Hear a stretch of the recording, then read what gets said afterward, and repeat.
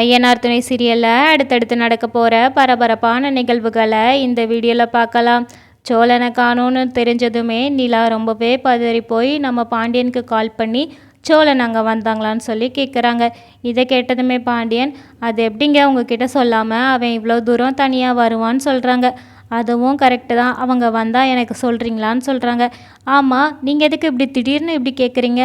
ஏதாவது அங்கே பிரச்சனையா அப்படின்னு சொல்லி பாண்டியன் கேட்குறாங்க. உடனே இங்கே என்ன பிரச்சனை இருக்க போது? இங்கே எந்த பிரச்சனையுமே இல்லை, கொஞ்சம் வெளியில் போகிறேன்ட்டு போனாங்க, ஆனால் ரொம்ப நேரம் ஆகுது, அதான் ஒரு வேளை அங்கே வந்திருப்பாங்களோன்னு சொல்லி கேட்டேன். ஃபோனுமே போட்டு பார்த்தேன், சுவிட்ச் ஆஃப்னு வந்துச்சு, அதனால தான் நான் உங்களுக்கு சரிங்க சோழன் நீங்கள் வரல, வந்தால் நான் உங்களுக்கு இன்ஃபார்ம் பண்ணுறேன்னு சொல்லிட்டு பாண்டியன் வைக்கிறாங்க. இங்கே நிலாவுமே சரி அவங்க வந்த உடனே எனக்கு கால் பண்ணுங்கன்னு சொல்லிட்டு அவங்களுமே வைக்கிறாங்க.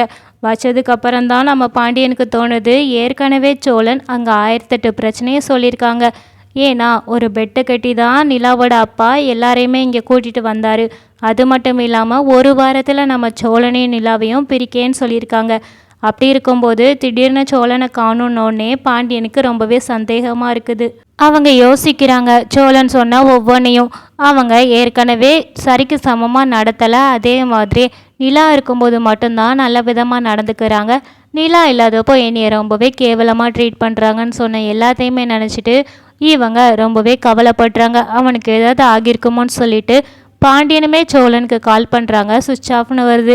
இவன் ஒரு நாள் கூட சுவிட்ச் ஆஃப் பண்ணாத ஆளே எப்படி இவன் பண்ணி வச்சுருக்கான்? ஏதாவது பிரச்சனையாக இருக்குமோன்னு சொல்லிட்டு சரி எப்படியும் வந்துடுவான் அப்படிங்கிற ஒரு இதுலேயே அவங்க வேலை பார்க்க போகிறாங்க. ஆனால் பாண்டியனுக்கு வேலை பார்க்கவே தோணலை. சரி நேராக நம்ம ஒரு எட்டு போய் பார்த்துட்டு வந்துடுவோன்னு சொல்லிட்டு கிளம்ப போகிறாங்க. சேரனுக்குமே வீட்டில் எந்த வேலையுமே ஓடலை, எது எடுத்தாலுமே ஒரு பதட்டமாகவே இருக்குது. ஏன் எனக்கு காலையிலேருந்தே அப்படி இருக்குது அப்படின்னு சொல்லிட்டு அவங்க யோசிச்சுட்ருக்காங்க. அது மட்டும் இல்லாமல் ஒரு கண்ணாடி டம்ளர் எடுக்கும்போது அது கீழே விழுந்து உடஞ்சிடுது. ஏதோ தப்பாக இருக்கேன்னு சொல்லி சேரனுமே ரொம்ப மனசு கலங்கி உட்காருதாங்க. இதை கவனித்ததுமே பல்லவன், என்னன்னே ஒரு மாதிரி இருக்க அப்படின்னு சொல்கிறாங்க. இல்லைடா, எனக்கு காலையிலேருந்தே ஏதோ தப்பாக நடக்கிற மாதிரியே ஒன்று சொல்லிகிட்டே இருக்குது அப்படின்னு சொல்லி கவலைப்படுறாங்க. அதெல்லாம் ஒன்றும் இல்லைனே, நீ சாமி கும்பிட்டுட்டு வேலைக்கு கிளம்பு, ஒன்றும் பிரச்சனை இல்லை அப்படின்னு சொல்லிட்டு பல்லவன் கிளம்புறாங்க. அந்த நேரம்தான் பாண்டியன் வீட்டுக்கு வந்துட்டு போகலான்னு சொல்லிட்டு வீட்டுக்கு வராங்க. அங்கே சேரனை இவ்வளோ டல்லாக உட்காந்த உடனே, என்னண்ணே எதுக்கு இப்படி அமைதியாக இருக்க அப்படின்னு சொன்னோடனே, இல்லைடா எனக்கு காலையிலேருந்தே ஏதோ தப்பாக நடக்கிற மாதிரியே உள்ளுணர்வு சொல்லிக்கிட்டே இருக்குது, அதுதான் எனக்கு ஒரு மாதிரி இருக்குது அப்படின்னு சொல்கிறாங்க. இதை கேட்டதுமே நம்ம பாண்டியன் முகம் மாறுது. இதை சேரன் கண்டுபிடிச்சி, என்னடா ஒரு மாதிரி முகத்தை வைக்கிற, உனக்கு என்னாச்சு அப்படின்னு சொல்லி கேட்குறாங்க. அப்போ தான் நம்ம பாண்டியனுமே எல்லா விஷயத்தையுமே சொல்கிறாங்க. இதை கேட்டதுமே சேரன், என்னடா எதுக்கு சோழன் இங்கே வந்திருக்கானான்னு சொல்லி நிலா கேட்கணும், அவன் ஏன் அப்படி பாதியிலே இங்கே வரப்போகிறான், அங்கே ஏதாவது பிரச்சனையான்னு சொல்லி கேட்குறாங்க. இதை கேட்டதுமே பாண்டியன் சொல்லலாமான்னு சொல்லி ஒரு நிமிஷம் யோசிக்காங்க. அப்புறம் சொன்னால் இப்போ சும்மாவே கவலைப்படுற சேரன் இன்னுமே கவலைப்படுவாங்கன்னு சொல்லிட்டு பாண்டியன் மறைக்க ட்ரை பண்ணுறாங்க. இருந்தாலுமே சேரன், சரிடா நீ என்னவா இருந்தாலும் சொல்லு, முகத்தை மட்டும் இப்படி வைக்காத, என்னன்னு தயவு செஞ்சு சொல்லு, சோழனுக்கு அப்படி என்னதான் பிரச்சனைன்னு சொல்லி கேட்குறாங்க. அப்போ தான் பாண்டியன், இந்த மாதிரி அவர் அப்பா இங்கே வந்தாங்கல்ல, அதுக்கு முன்னாடி கேஃபில் போவேல இந்த மாதிரி ஒரு வாரத்தில் நிலாவையும் ஒன்றையும் பிரித்து காட்டுதுன்னு சொல்லி சபதம் போட்டிருக்காங்க. அது மட்டும் இல்லாமல் அதுக்காக தான் நிலாவையும் சோழனையுமே மாப்பிள்ளை விருந்துக்குங்கிற பேரில் கூட்டிகிட்டு போயிருக்காங்கன்னு சொல்கிறாங்க. இதை கேட்டதுமே சேரனுக்கு, இப்படியெல்லாம் அப்பா இருப்பாங்களான்னு சொல்லி ரொம்பவே கவலைப்படுறாங்க. சோழனுக்கு ஏதாவது ஆகியிருக்குமோடா, எனக்கு காலையிலேருந்தே ஒரு மாதிரியாகவே இருக்குன்னு சொல்லி கவலைப்படுறாங்க. அண்ணே நீ ஒன்றுமே பதட்டப்படாதனே, நான் இப்போ நேரில் போய் பார்த்துட்டு வரேன்னு சொல்லி பாண்டியன் கிளம்புறாங்க. நீ மட்டும் போகாதடா, நானும் வரேன்னு சொல்லிட்டு அவங்களுமே கூட போகிறாங்க. அப்போ சேரனும் பாண்டியனும் பேசிக்கிட்டு இருந்ததை வெளியிலேருந்து பல்லவன் கேட்குறாங்க. கேட்டதுமே நானுமே வருவேன்னு சொல்லிட்டு அடம்பிடிக்கிறாங்க. இதை பார்த்ததுமே சேரன் சொல்கிறாங்க, நீ தயவு செஞ்சு வீட்டில் இருடா, நீ சின்ன பையன், அங்கே வந்து பிரச்சனையில் எதுவும் மாட்டிக்கிடாதன்னு சொல்லி அவனை கழட்டி விட பார்க்குறாங்க.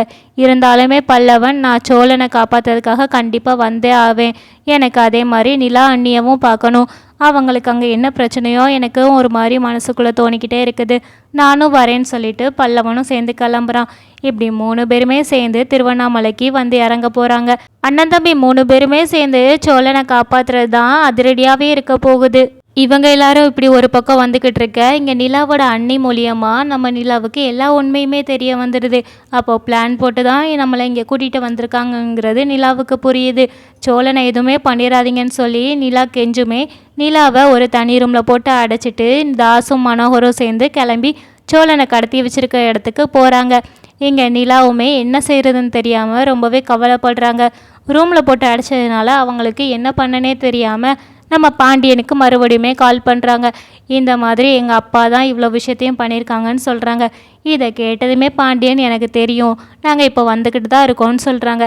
என்ன தெரியும்னு சொல்லி சிம்பிளாக சொல்கிறீங்களே அப்படின்னு சொல்லிட்டு அழுதுகிட்டே நிலா கேட்டதுமே பாண்டியன் சொல்கிறாங்க, நம்ம வீட்டுக்கு உங்கள் அப்பா வர்றதுக்கு முன்னாடி சோழனை போய் பார்த்து பேசினாங்க, அதுக்கப்புறம் தான் நாங்கள் உங்களை கூப்பிடுறோன்னு சொல்லி சொன்னாங்கல்ல.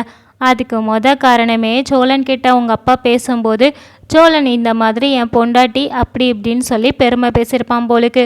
உடனே உங்கள் அப்பா நான் உன் பொண்டாட்டியை ஒரு வாரத்தில் உங்ககிட்ட இருந்து பிரிக்கிறேன், என் பொண்ணுடாவா அப்படின்னு சொல்லிட்டு பெட்டு கட்டியிருக்காங்க அப்படிங்கிற எல்லா விஷயத்தையுமே சொன்ன உடனே நிலாவுக்கு ரொம்பவே கோபம் வருது.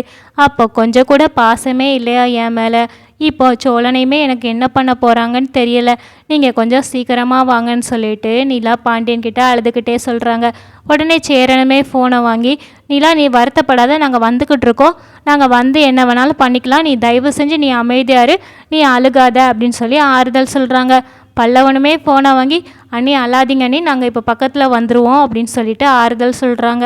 ஆபத்தில் மாட்டினது அவங்களோட தம்பி தான், இருந்தாலுமே எல்லா ஆறுதலுமே எனக்கு கொடுக்குறாங்களே அப்படின்னு சொல்லிட்டு நெகிழ்ச்சியாகவே ஃபோனை பேசிட்டு வச்சதுமே இந்த ரூம்லேருந்து எப்படியாவது தப்பிக்கணும்னு சொல்லிட்டு நிலாவுமே ட்ரை பண்ணாங்க. அதே நேரம் இங்கே சோழன் ரொம்பவே கஷ்டப்பட்டுட்டு இருக்காங்க. அவங்கள கட்டி வச்சதுலேருந்து எப்படியாவது தப்பிக்கலாமான்னு சொல்லி ட்ரை பண்ணிகிட்டே இருக்கிறாங்க. அப்போ கடத்திட்டு வந்த எல்லாரையும் பார்த்து, யாருடா இதை பண்ண சொன்னது, தயவு செஞ்சு அதையாவது சொல்லுங்கன்னு சொல்லிட்டு ரொம்பவே கத்திக்கிட்டு இருக்காங்க. இதை கேட்டதுமே அடியாட்கள், தயவு செஞ்சு அமைதியாக இருக்கியா இல்லை கத்தி எடுத்து சொருவிரவா அப்படின்னு சொல்லி மிரட்டுறாங்க. இப்படி பேசிக்கிட்டு இருக்கும்போது தான் உள்ள தாசும் மனோகரும் வராங்க. இதை பார்த்ததுமே சோழனுக்கு புரிஞ்சிடுது, இவங்க 2 பேரும் சேர்ந்து தான் இந்த மாதிரி பண்ணியிருக்காங்கன்னு சொல்லிட்டு. ஏன்னா தாஸ் காலையில் கால் வலின்னு சொல்லிட்டு நொண்டி நொண்டி நடந்தாங்க, இப்போ சகஜமாக நல்லபடியாகவே நடந்து வராங்க. அதே மாதிரி இங்கே பணம் திருட்டு போயிருக்குது. மனோகர் எந்த சலனமும் இல்லாமல் சிரிச்சுக்கிட்டே உள்ளே வராங்க. இதை பார்த்ததுமே சோழனுக்கு புரிஞ்சிடுச்சு, இவங்க 2 பேரும் சேர்ந்து தான் என்னை எந்த மாதிரி பண்ணியிருக்காங்கன்னு. இந்த 2 திருட்டு கொட்டும் ஒன்றுத்துக்கும் ஆகாதுன்னு சொல்லிட்டு மனசுக்குள்ளே திட்டிட்டு அவங்க கிட்ட வரவுமே, என்ன மாமனாரே நீங்கள் தான் இந்த விஷயத்த பண்ணதா, கொஞ்சம் பிளான் பண்ணி பண்ணியிருக்க கூடாது, இவங்களுக்கு ஒழுங்காக கடத்த கூட தெரியலைன்னு சொல்லிட்டு நக்கல் பண்ணி சிரிக்கிறாங்க.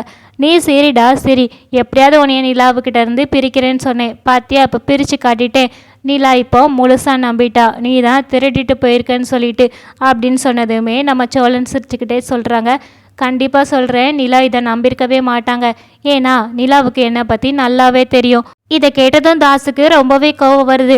அவளுமே அங்கே சோழன் இப்படி பண்ணியிருக்க மாட்டாங்க அப்படின்னு சொல்லி ரொம்பவே நம்பிக்கையாக சொல்கிறா. இவனுமே அவள் கண்டிப்பாக இப்படி நம்ப மாட்டான்னு சொல்லி இவனுமே இப்படி கரெக்டாக சொல்கிறான் அப்படின்னு சொல்லிட்டு அவங்களுக்கு இன்னுமே சோழன் மேலே ரொம்பவே கோவம் வருது. இவனை ஏதாவது பண்ணியே ஆகணும்னு சொல்லிட்டு தாஸு சோழனை அடிக்க போகிறாங்க. அப்போ தாஸ் கையை இன்னொரு கை வந்து தடுக்குது. அது யாருன்னு பார்த்தா அது நம்ம சேரனன் தான். இப்படியெல்லாம் பண்ணாதீங்கன்னு சொல்லிட்டு அவங்க அமைதியாக சொல்கிறாங்க. ஆனால் பாண்டியன் நீ நவர்னே அப்படின்னு சொல்லிட்டு தாஸுக்கு வந்த வேகத்தில் ஒரு மிதி தான். தாஸ் தூர தள்ளி போய் விழுறாங்க. இனிமேல் தான் இருக்குது அதிரடி ஆட்டம்.